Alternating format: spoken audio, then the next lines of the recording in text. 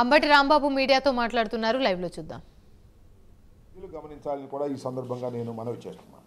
ఇంకా మూడో అంశం, ఇది కూడా సిండికేట్ కన్నా పెద్దది. ఇంక మూడోది చూస్తానే ఉన్నాం. ఇసుక, ఉచిత ఇసుక అంట. ఎక్కడ ఉచితంగా దొరుకుతున్న ఇసుక. నేతి బీరకాయ విన్నారా మీరు ఎప్పుడన్నా? నేతి బీరకాయలు ఎంత పిండినా రాదు నెయ్యి.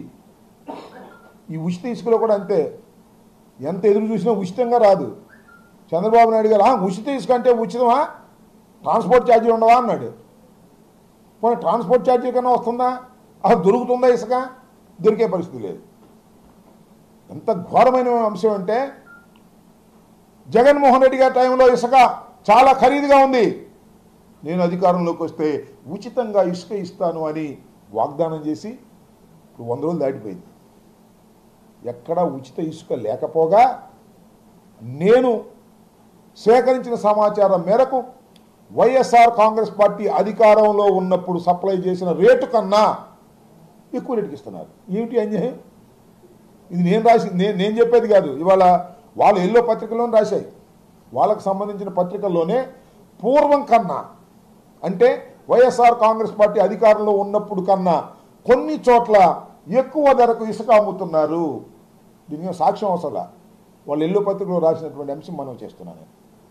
ఈ బ్రాందీ షాపుల విషయం కూడా వాళ్ళ పత్రికలోనే రాశారు. వాళ్ళ అనుకూలమైనటువంటి పత్రికలుగా చెప్పబడుతున్నటువంటి ఆ 2 పత్రికల్లోనే రాశారు. బ్రాందీ షాపుల విషయం కానీ, ఇసుక కానీ. ఆఫ్టర్ ఫెయిల్యూర్, ఇసుకలో ఏ విధంగా ఆఫ్టర్ ఫెయిల్యూర్ అయ్యారో రేపు నాణ్యమైనటువంటి మందులో కూడా ఆఫ్టర్ ఫెయిల్యూర్ కాబోతున్నారు అనే విషయాన్ని దయచేసి గుర్తుపెట్టుకోమని మనవి చేస్తున్నా. ఇసుక అనేది చాలా దారుణమైనటువంటి పరిస్థితుల్లోకి చేశారు. ఇసుక నేను మనవి చేస్తున్నా, మేము అధికారం దిగిపోయే సమయానికి స్టాక్ యార్డ్స్లో తీసుకొచ్చి పెట్టాం. ఎందుకంటే వర్షాకాలం వస్తుందని చెప్పేసి 80 లక్షల టన్నుల మెట్రిక్ టన్నుల ఇసుకని తీసుకొచ్చి స్టాక్స్లో పెడితే ప్రభుత్వం మారింది కదా, డేట్ రాగానే మళ్ళీ చంద్రబాబు ప్రమాణ స్వీకారం చేసి లోపలే మొత్తం సగంపైన అమ్మేసుకున్నారు. ఎవరంటే తెలుగుదేశం వాళ్ళే.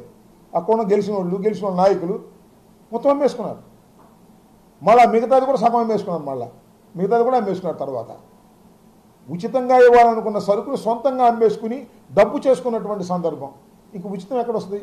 ఎక్కడ పడితే అక్కడ సిండికేట్లు ఉచితం అని చెబుతున్నారు. కానీ ఆ రేవుల దగ్గర, ఆ స్టాక్ యార్డ్స్ దగ్గర, ఆ తొవ్వే దగ్గర అంతా తెలుగుదేశం నాయకులు చేరటం, కమిషన్లు తీసుకోవటం, డబ్బులు వసూలు చేయటం, ఎక్కువ స్థాయిలో వసూలు చేయటం, ఘోరంగా ప్రవర్తించడం జరుగుతూ ఉంది. ఉచిత ఇసుక ఫెయిల్యూరే, రాబోయే మద్యము ఫెయిల్యూరే, చివరికి లా అండ్ ఆర్డర్ కాపాడవలసిన